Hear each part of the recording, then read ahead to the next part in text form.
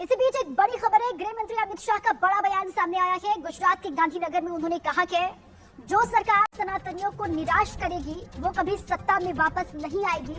ये गृह मंत्री की ओर से कहा गया है। सनातन धर्म को उचित महत्व दे।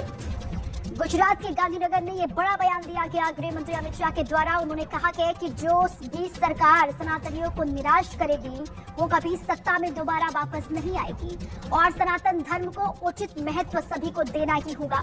ये उनकी ओर से बयान दिया गया है गांधीनगर में।